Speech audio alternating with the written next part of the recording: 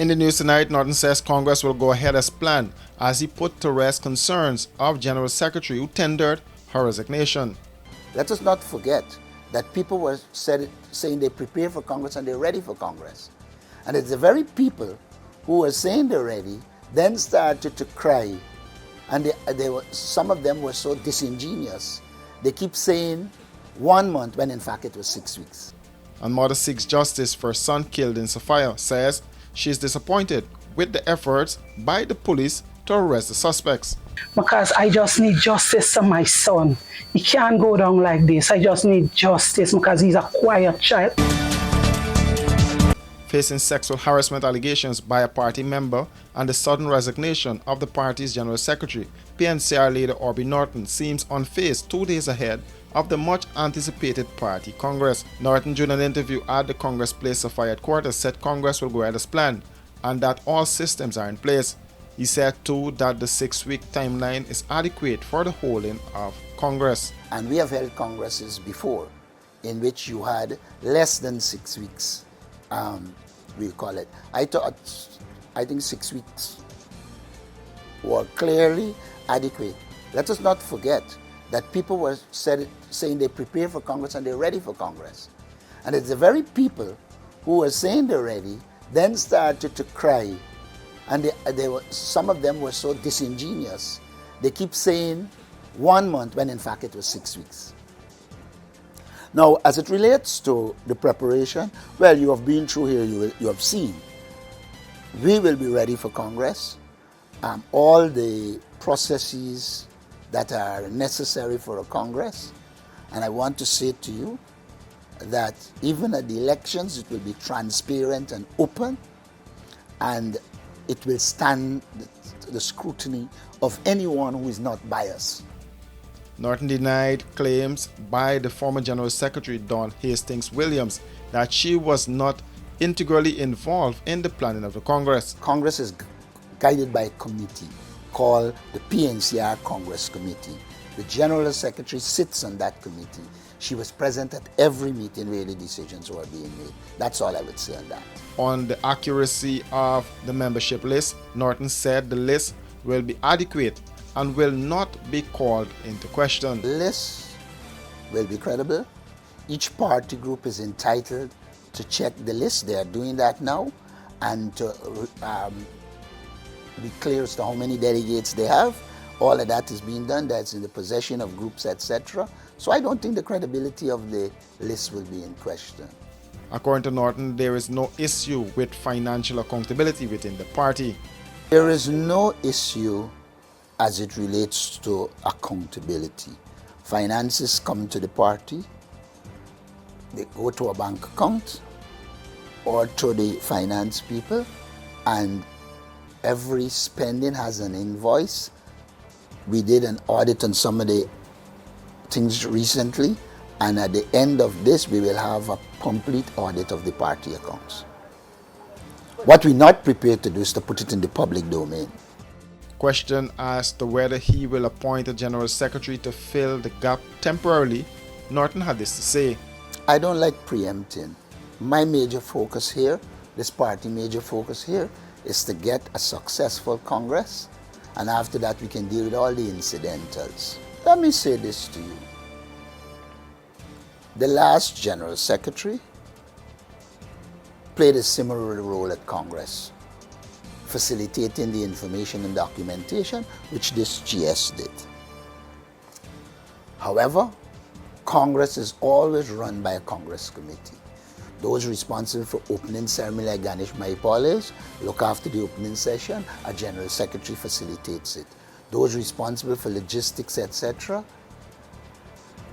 look after logistics, food accommodation. It is facilitated by the General Secretary. The party has always operated like that, and all the things that should have been facilitated by the General Secretary, she was allowed to facilitate. Dawn Hastings Williams is the second General Secretary appointed by Norton to resign with claims that she was unable to function effectively in the position.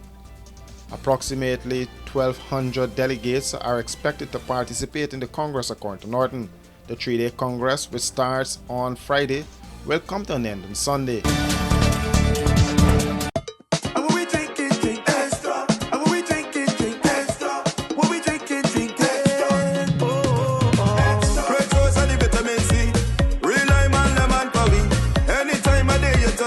Extra lime, lemon, and you will agree. Extra lemon and lime, it's the two combined. It's one of a kind. Extra lemon and lime. And when we drink it, drink extra. And when we drink it, drink extra. When we drink it, drink extra. Hey, well if you're in the party or line, I don't like it from the first time. When you see the two, they combine. It's a drink and taste, you will never decline. Extra lemon and lime, it's the two combined. Extra lemon and lime. Extra lemon and lime. Taste the citrus in every sip.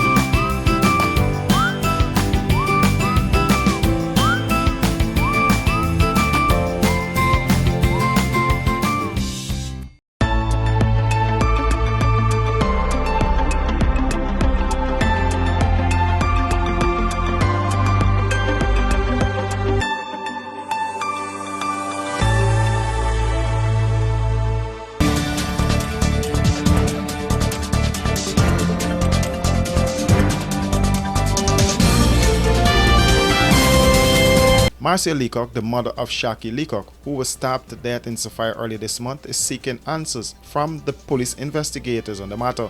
The young man was laid to rest last Friday, and the woman said the wounds from her son's death have left pains that cannot be easily healed. Shaquille was stabbed 10 times about his body by the suspects who are still on the run. I would like to call out on the crime chief, the president, please look into this matter. I would like to everybody, the big ones, them to come out and look into this matter for me, because I just need justice for my son. He can't go down like this. I just need justice because he's a quiet child going all around. Everybody know him as a quiet person. And they told me they're going to forward the matter out. They're going to send out wanted bulletin for these boys. And as they get information, they will let me know. But till now, I ain't get no answer. I didn't get any answer till now. You're fearful? I'm so fearful, yes. I'm so afraid. I don't want nobody come and attack my two other boys. I don't want that. She feels that the murder of her 24-year-old son Shaquille was caused by an old grievance his brother had with the suspects. According to her, the problem had nothing to do with Shaquille. She is now fearful for the lives of her other sons. Another one of her sons, Emmanuel, was stabbed in the back and was cut behind his neck and chin. Still, I'm feeling like I don't know, because now that I've finished burying my son, I'm faithful for my two children's life, my two boys, because they run them, they stab them up and so forth. And staying here, I'm so afraid for staying in this house, because I don't know if these boys would attack me or anything, because I do it one time, right here to come with cutlass already for my son. The police are in search for the two suspects. Washi. Hi people. Washing made so easy since I found Washi. Washing me use wash me clothes and I can say Washi soap powder wash clothes so nice. Washi soap powder leave your clothes color bright. Washi soap powder leave me clothes smelling nice, of course. So give thanks to Washi soap powder for doing my laundry right. Keep my clothes color bright. Have me clothes smelling nice for sure. I could not ask for more. Comes in lemon and original. It is a washing machine in a pack. Washi soap powder, wash clothes so nice. Washi soap powder, leave your clothes color bright. Washi soap powder, have my clothes smelling nice, of course. Distributors located in the Stabrook Market. With 70% ethyl alcohol, Mighty Foam Hand Sanitizer eliminates 99.99% of all germs and even moisturizes in the process, leaving your skin clean and hydrated. Mighty Foam Hand Sanitizer. How do you stay clean? The South Ramville family is counting their losses after fire destroyed their home at 265 Lusaki Drive, South Ramville on Monday afternoon. That fire has now left Quinton Grimes and his 2 children homeless. That fire has left Compton Glen and his 2 children homeless. Compton Glen Jr. told reporters that he was at work at the time of the fire, and by the time he arrived at the location, they were unable to save anything. He said his father and sister were in the house at the time. He was sleeping when the fire started blaze. By the time he get up with the smoke, all he could do is rush out the house and save the child. Well, when I meet here, the fire service was already here and the house was already burned. How you planning on getting back in the house from this? That's a good question. Once you get life, it's a hope. It's opportunity of a future. The house next door was scorched and a vehicle slightly damaged. A neighbor said when he heard the screams of fire, he grabbed his children and left the home. Probably a quarter to 5. Yeah, I just heard the neighbors. The neighbor saying fire, fire. When I look across, I saw his house was on fire, so I just took the kids and I went out of the house. The neighbor, the house that is burnt, the neighbor, the guy that lives there, he was saying fire. It wasn't prompt enough, but when they came, they managed to save the other 2 houses that were in close proximity to the one that was on fire. The Guyana Fire Service managed to contain and quickly put out the fire. An investigation to ascertain the origin of the fire is ongoing. For these and other stories, do visit us at our website www.rdproductiongy.com.